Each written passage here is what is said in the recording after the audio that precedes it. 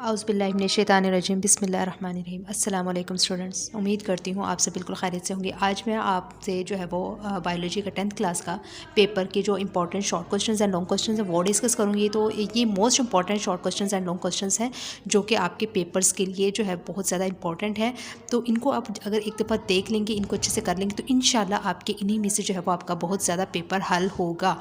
ठीक है, तो एक बार इस वीडियो को मुकम्मल वॉच करें। मैंने बहुत ज़्यादा जो आपके जो मोस्ट इंपॉर्टेंट जो शॉर्ट क्वेश्चंस हैं वो मैंने राइट किए हुए हैं और लॉन्ग क्वेश्चंस राइट किए हुए हैं, तो आप इनको ज़रूर देखें, इनको याद करें। इंशाल्लाह पेपर यहीं से होगा। देखें, लाइक हमारे पास पहला क्वेश्चन जो है वो मुसलसल फर्मेंटेशन से क्या मुराद है। ठीक है, इसके बाद सेकंड क्वेश्चन जो आ जाता है हमारे पास रिकम्बिनेट डीएनए टेक्नोलॉजी से क्या मुराद है। इसके बाद थर्ड क्वेश्चन हमारे पास है सिंगल सेल प्रोटीन से क्या मुराद है। ठीक है, इसके बाद हमारे पास आ जाता है बीटा एंड्रोफिन क्या है, ये किस काम आता है, दवा से क्या मुराद है, एक तालिबी ड्रग की मिसाल दीजिए। इसके बाद हमारे पास है एनाल्जेसिक और एंटीबायोटिक में जो है वो फ़र्क बताना आपने। यही आपके जो इंग्लिश मीडियम स्टूडेंट्स के लिए होगा और यही जो है वो आपका उर्दू मीडियम स्टूडेंट्स के लिए होगा। ठीक है, इसके बाद जो है वो हमारे पास एनाल्जेसिक्स क्या है, मिसालें देनी है आपने। इसके साथ आपने एक चीज़ याद रखनी है स्टूडेंट्स, जो भी आपकी डेफिनेशन आती है आप उसके साथ लाजमी अपनी एग्जाम्पल देनी है। ठीक है, अगर उसने लिखा हुआ है वाज़ेह तौर पर कि मिसाल दें तब भी आपने लिखनी है, अगर नहीं भी लिखा हो तब भी आपने उसकी एग्जाम्पल लाजमी देनी है। ठीक है, तो इसके बाद जो है वो हमारे पास आ जाता है एनाल्जेसिक्स क्या है, मिसालें देनी है इसकी। और जेनेटिक इंजीनियरिंग के कोई से दो मकासद आपने लिखने हैं। ठीक है, और फर्मेंटेर की तारीफ़ करनी है। फर्मेंटेर में जो है वो फर्मेंटेशन के दो तरीक़ों के नाम भी आपने साथ में बताने हैं। ठीक है, तो ये इतने इंपॉर्टेंट शॉर्ट क्वेश्चंस है कि आप इनको एक बार ज़रूर याद कीजिएगा स्टूडेंट्स। मैं बार बार आपसे इसीलिए कह रही हूँ ताकि आपकी जो सामने जो क्वेश्चंस रखे जा रहे हैं आप इनको मिस ना कर दें और आपका पेपर जो है वो अच्छा ना हो, ऐसा ना हो। ठीक है, तो इसके बाद हमारे पास 10 क्वेश्चन नंबर है फर्मेंटर के इस्तेमाल के दो फ़वाइद आपने लिखने हैं। फार्माकोलॉजी की तारीफ़ करें और इसका फार्मेसी से क्या फ़र्क है, इन दोनों का आपस में वो बताना है। ठीक है, इसके बाद आपने बताना है कि दो अहम अद्वियात के नाम बताने हैं जो पौधों और फंजाई से हासिल किए जाते हैं।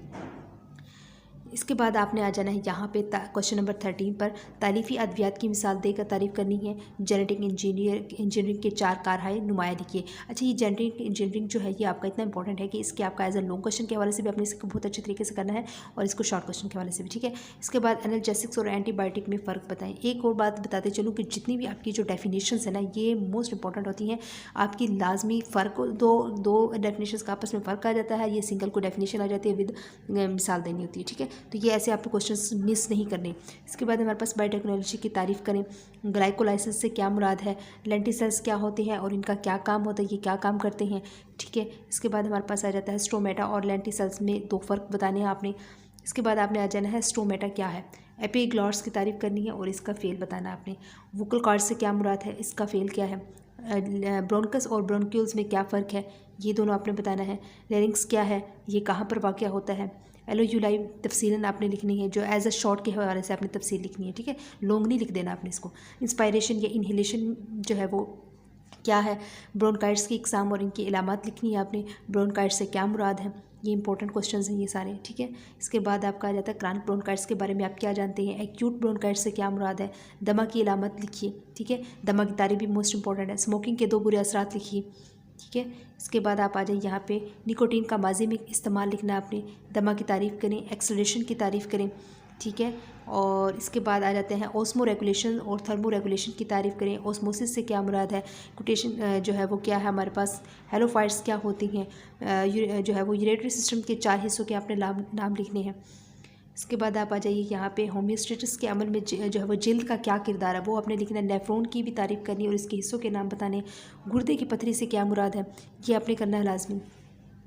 डायलिसिस से क्या मुराद होता है, लिथोट्रिप्सी से क्या मुराद है, ये आपका इंग्लिश मीडियम स्टूडेंट्स के लिए भी यही है। ठीक है, गुर्दे के बेकार होने की दो बड़ी वजूहत आपने लिखनी है। रिस्पॉन्स से क्या मुराद है, सेंसरी और मोटर न्यूरॉन में जो है वो डिफरेंस आपने लिखना है।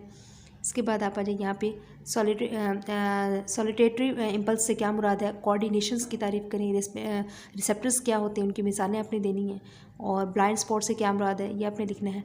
कान जिस्म का तवाज़ुन कैसे बरकरार रखते हैं। एंडोक्राइन और एक्सोक्राइन ग्लैंड्स में फ़र्क लिखें।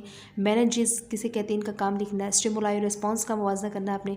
माइलन शेथ और नोड्स ऑफ रेन वेयर से क्या मुराद है, ये आपने करना है। इसके बाद आपके पास रिफ्लेक्स सेक्शन से क्या मुराद है। एक्विस और जो है वो विट्रस ह्यूमर क्या होते हैं। माइओपिया और हाइपरमेट्रोपिया में फ़र्क बयान करना है। ये आपके सारे शॉर्ट क्वेश्चन से। इसके बाद हम आ जाते हैं लॉन्ग पर। ठीक है। अब ये लॉन्ग क्वेश्चन में पहला लॉन्ग क्वेश्चन है, नारकोटिक्स पर नोट लिखना है आपने मुकम्मल। उसके बाद मंशियात की आदत और मुतल्लिका मसाइल बयान करें। एंटीबायोटिक्स अद्वियात के अहम ग्रुप्स की वजाहत करें। एंटीबायोटिक्स के 3 बड़े ग्रुप्स बयान करें। वैक्सीन के काम करने का तरीका कार की वजाहत आपने करनी है।